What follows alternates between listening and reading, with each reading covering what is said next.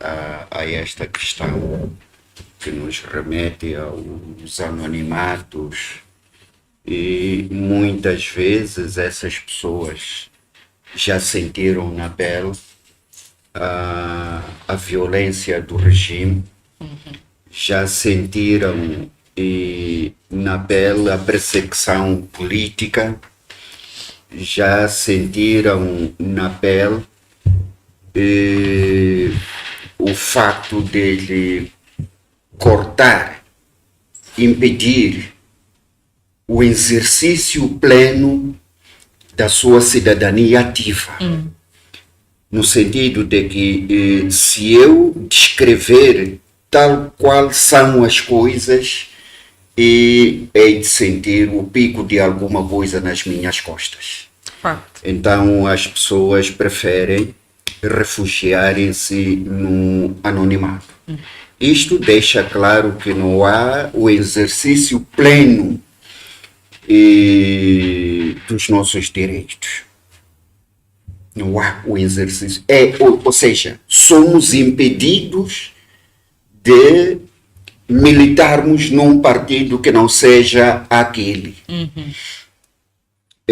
Se eu experimentar alinhar as cores que cosem a minha camisola, mas diferente daquele, e tenho que ter a certeza de que ao sair alguém estará na porta para perguntar por que falou daquela forma e daquele jeito.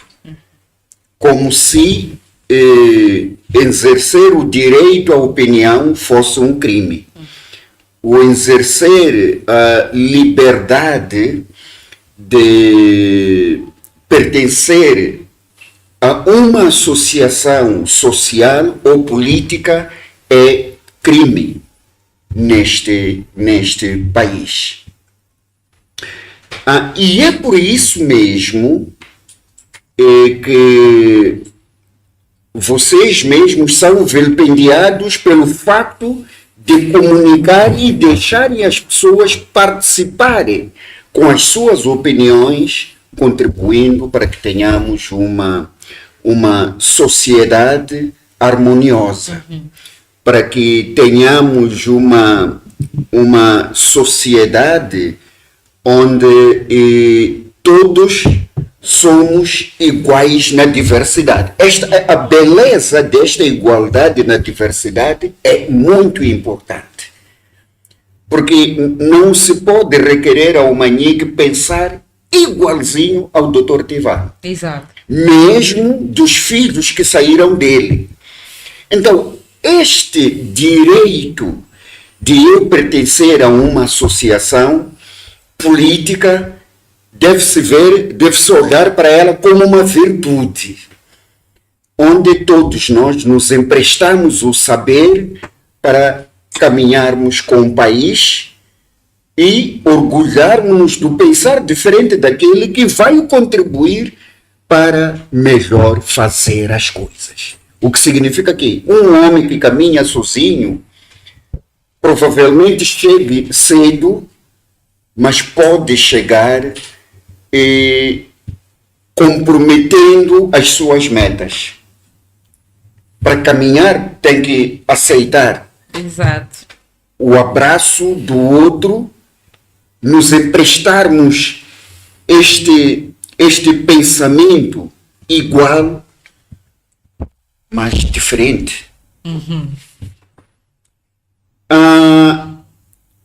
Hoje, se tu contrapores o que a TVM escreve, divulga, pode ser também um elemento a ser sacrificado.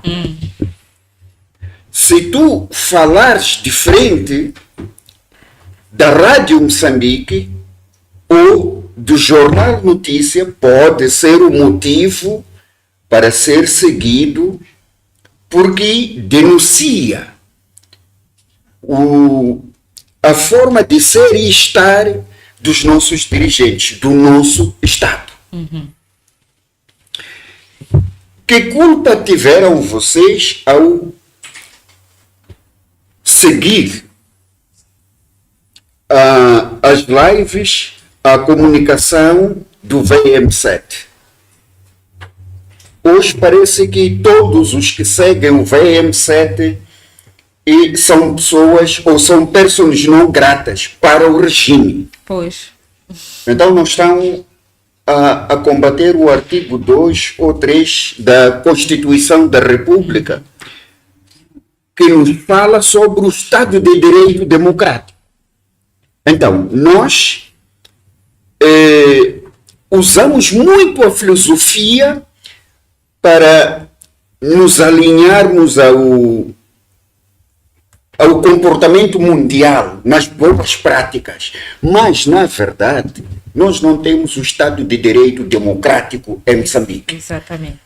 As razões são estas, são claras. Aqui, ao meu lado, Dr. Tivani foi perseguido.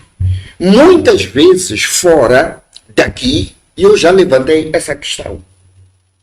Por que é que perseguem uma pessoa que nunca foi encontrada a partir uma janela de uma loja?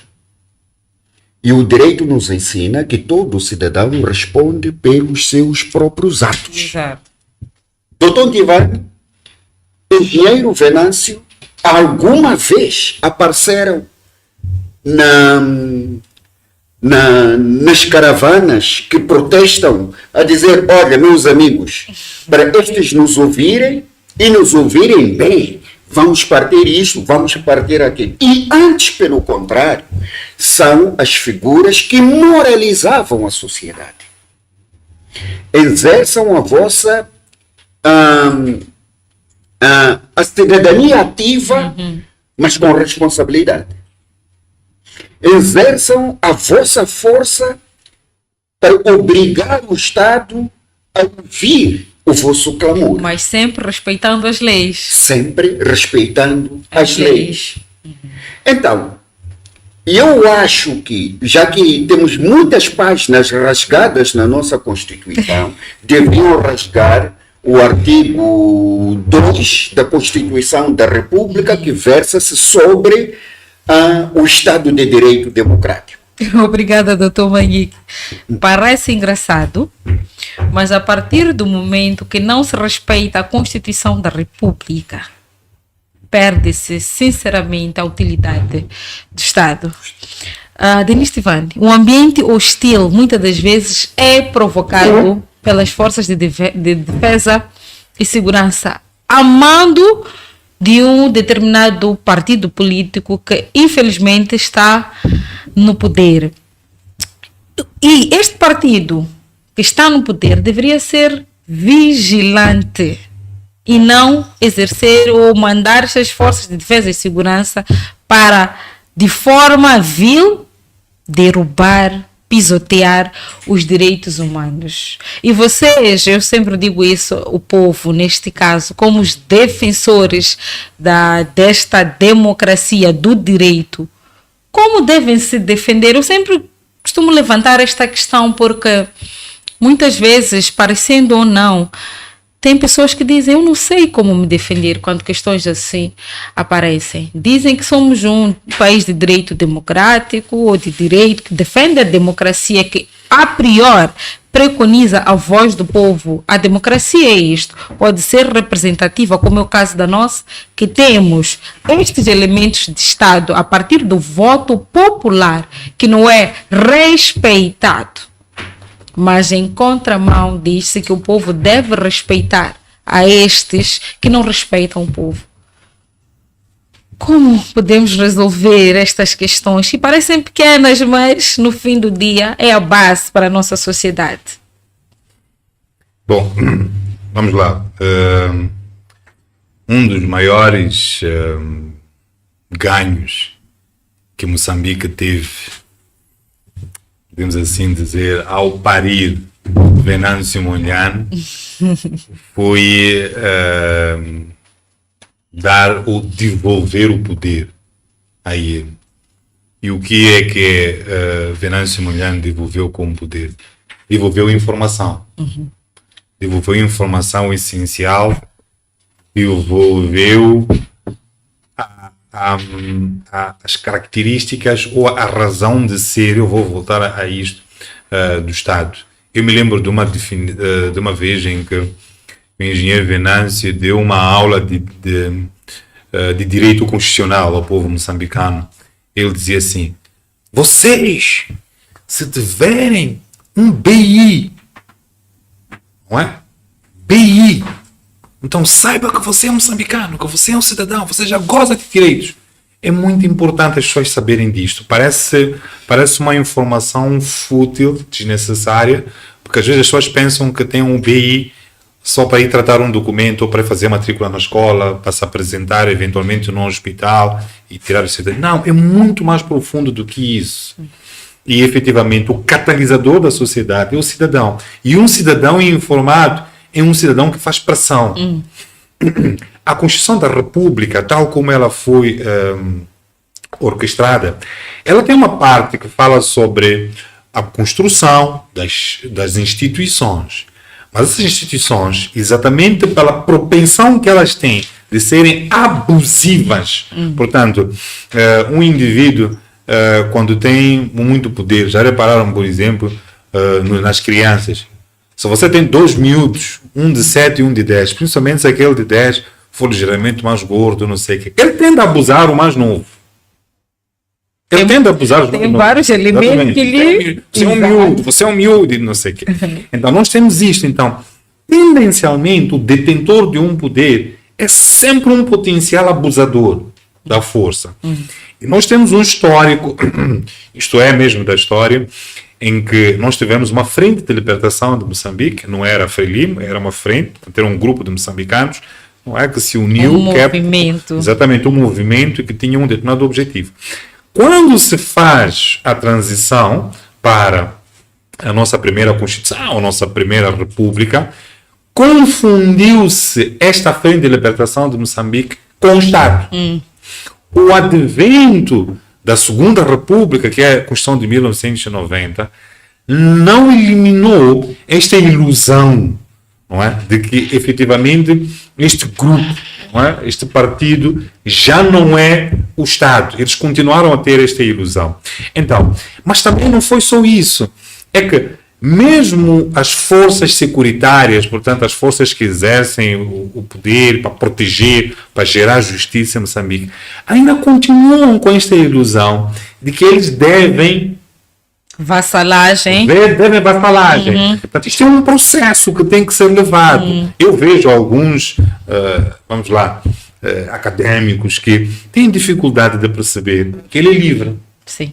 E ele pensa que por dar aulas numa universidade pública advém de um favor, não é, que alguém lhe prestou. Portanto, ele não consegue encontrar nele a legitimidade pelo fato de ele estar ali na docência, que ele exerce ter um papel social, um papel cultural, não, ele é uma referência. Ele não vê as coisas assim.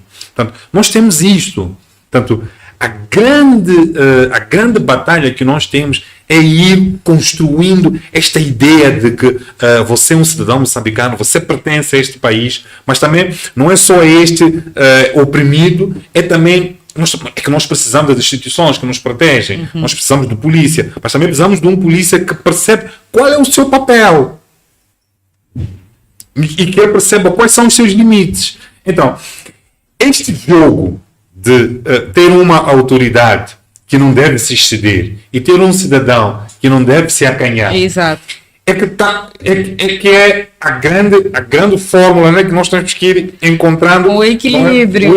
Exatamente. Portanto, estas manifestações por aí, é isso mesmo, isto aqui é dialética, isto aqui é um país que está a crescer. Muita gente fica incomodado com isto, mas é a maneira de ser. E veja que quando eu falei sobre a Constituição, ter um grupo de normas que dizem quais são as instituições que gerem o Estado, mas ela também depois criou, principalmente a partir da revisão da Constituição de 2004, criou um grupo de direitos, não é, que visam essencialmente conferir poder também a cada cidadão para se defender dos excessos das autoridades. Ou por outra, como já o regulador, o legislador já prevê estes excessos, a partir dessas instituições que fazem o Estado, ele criou um grupo de direitos exatamente para municiar o cidadão, não é, de armas, para ele poder dizer, não, este limite não é? Eu tenho direito a um nome. Se eu tenho direito a um nome, eu tenho direito à família. Eu tenho direito à família, eu tenho direito a uma casa, eu tenho direito a caminhar, a reunir-me, a abraçar o senhor Manique. Esses direitos você não pode tirar, você não pode tocar se eu não te permitir. E isso tudo está consagrado na Constituição. Então, é importante que nós continuemos a perceber que nós vamos caminhar, não é, exatamente para uma harmonia onde os atores provavelmente não soubessem muito bem quem são, não é? O que eles devem fazer, aonde estão, não é? Porque você tem aqui um princípio político, podemos assim dizer, patriotismo. Muitos não sabem o que é patriotismo.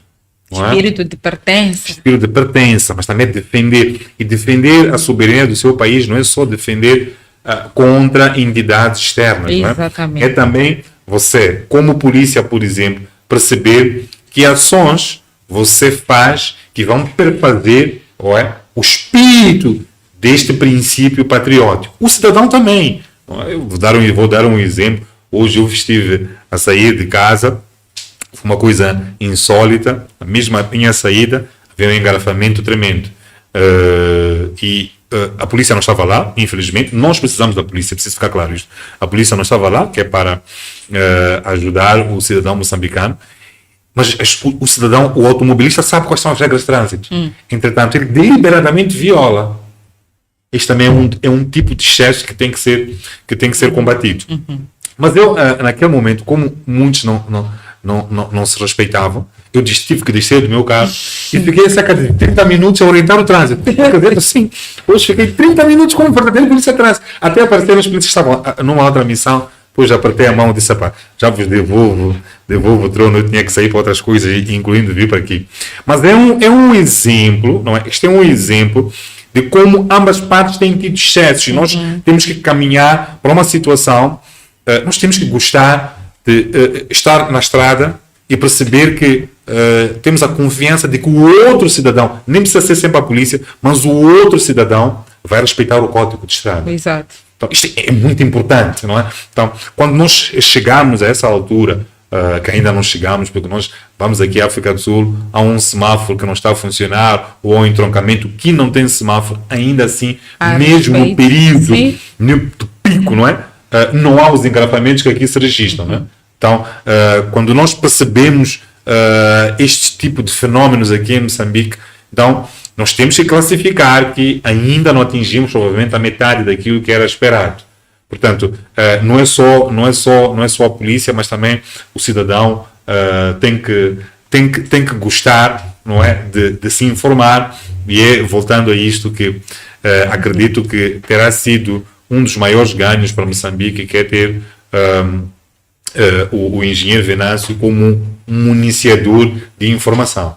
Agora, até posso assim dizer que esta formação partidária que fez referência, que eu não vou voltar a falar sobre o seu nome, tendencialmente, quando nós falamos sobre violação de direitos humanos, uma das questões que o Dr. Manique tem estado aqui a falar, tendencialmente, nós encontramos pessoas ou instituições ou grupos de pessoas que são ardilosas, não é? Elas percebem que o estado vegetativo, não é, da consciência da sociedade, lhes é favorável. Exato. Portanto, enquanto os manterem adormecidos, não é uma vantagem, porque você tem pessoas que não vão protestar, que não vão fazer protestos, para que essas instituições funcionem, não é? Orientada pelos fins pelos quais eles foram criados. Exato. Então, nós temos que também vigiar isto. Então, é muito importante que não são mais Venâncios, não é? Não são mais doutores Maniques, não são mais Fênix e por aí em diante, que é para nós construirmos uma nação onde verdadeiramente temos instituições e leis que funcionem. Voltando aqui àquela máxima que eu dei o fim último das leis e das instituições que perfazem o Estado É deixar as cidadão pessoas felizes. E nós, como cidadãos moçambicanos, não somos felizes porque as nossas necessidades não são só necessidades físicas, né? Mas também psicológicas, sociais, culturais, por aí em diante. Elas não estão a ser satisfeitas. E todas essas dimensões, seja cultural, social, econômica, já está previsto na Constituição. Yeah. Então, eu acho que nós temos neste momento criadas todas as condições para estarmos a viver num estado de terror. Eu não vou falar especificamente, por exemplo, dos protestos que aconteceram após as eleições, mas eu vou falar especificamente do caso dos raptos.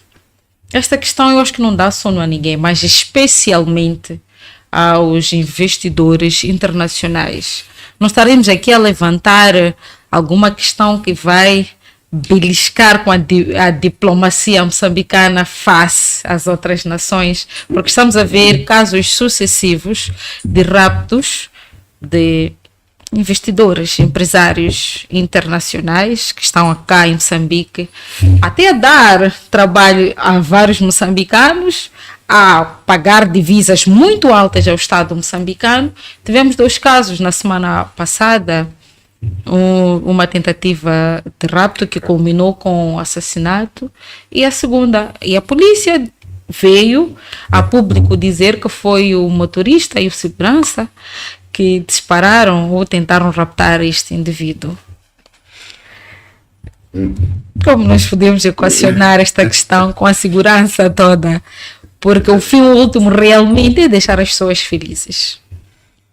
Não, o que acontece de facto no nosso país é que a nossa polícia, de fracasso em fracasso, dispe as suas obrigações, que são de proteção, que são de vigilância, e isto ameaça a classe dos empresários. E eu tenho estado a dizer que muitos dos empresários estrangeiros estão a guiar e orientar as suas empresas a remote controle. Não estão em Moçambique para darem vida, para empreender diretamente por medo de ser sequestrado, pelo medo de ver sua esposa, seu filho sequestrado. Então, nós estamos num estado de terror. Todos nós vivemos aterrorizados porque não sabemos quando é que vão me caçar a saída de casa para o serviço, de serviço à casa. Quando é que vão me caçar por pensar um pouco diferente dos outros. Mas o caso moçambicano inibe muitos empresários em escolher Moçambique para o desenvolvimento da atividade econômica, escolher Moçambique como um país onde a paz toca a cada um de nós. Mas estes sequestros acabam descendo para níveis mais baixos, porque hoje acompanhamos situações em que os raptores pegam as crianças que saem de casa para a escola, escola a casa, para obrigar os pais a pagarem 50 mil meticais, para pagar 100 mil meticais. E isto acontece pelo facto de o Estado despir-se da sua real responsabilidade. Exatamente. E criar uma força anti-sequestros, porque isso é possível, criar uma força e dotá-la de capacidade de reação rápida. E o polícia dentro da cidade não pode nem deve andar com a KPM. E nós temos uma polícia militarizada. A arma está com o militar, deve estar na mão do militar, aquele que defende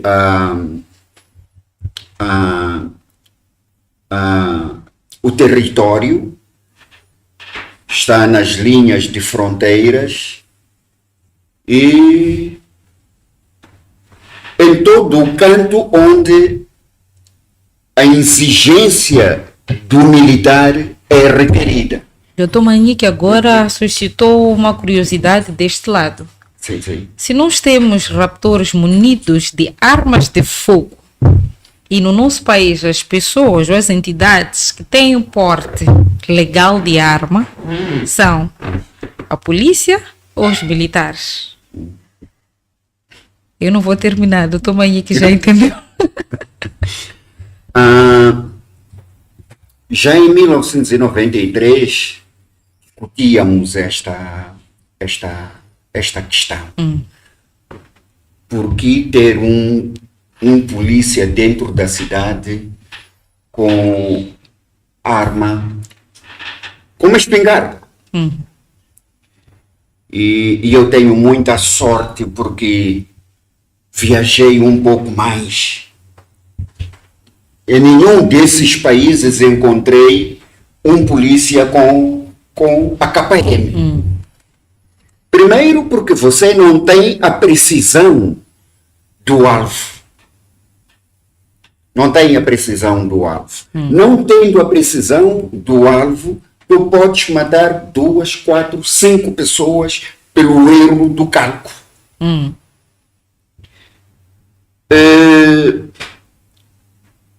Na entrada do NUNCE, nós aplaudimos porque víamos a nossa polícia, toda ela, com todos aqueles instrumentos de coação naquele polícia. Mas foi um sonho de pouca dura. Porque um mês depois já não encontrávamos na nossa estrada polícia vestido a rigor e como um polícia que protege o cidadão dentro da cidade.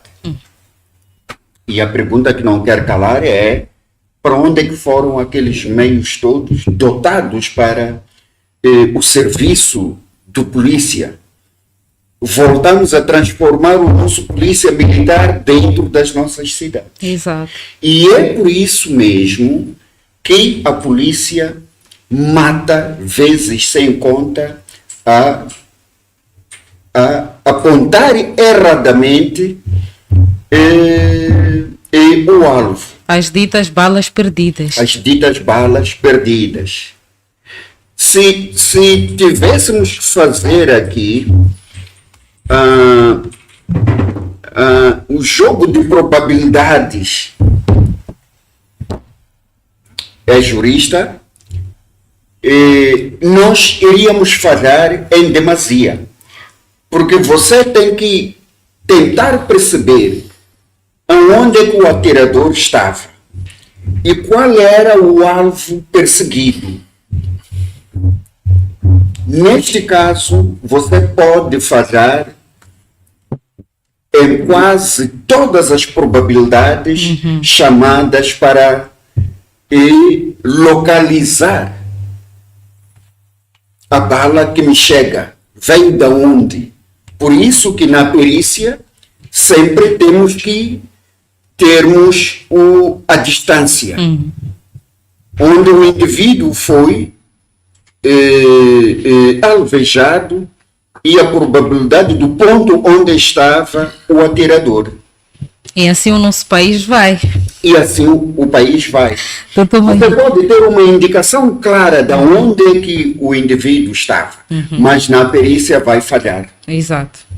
Vai falhar, porque a arma, a KM, como por exemplo, vai te dar uma indicação contrária à que te daria a direção de uma bala vindo de uma pistola. Ok.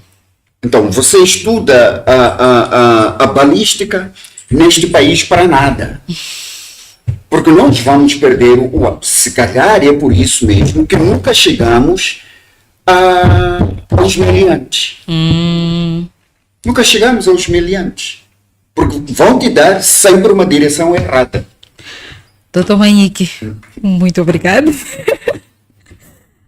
Eu vou pedir mesmo para deixar ficar as considerações finais, mas vou até interferir no seu discurso para falar um bocadinho sobre a responsabilização da polícia.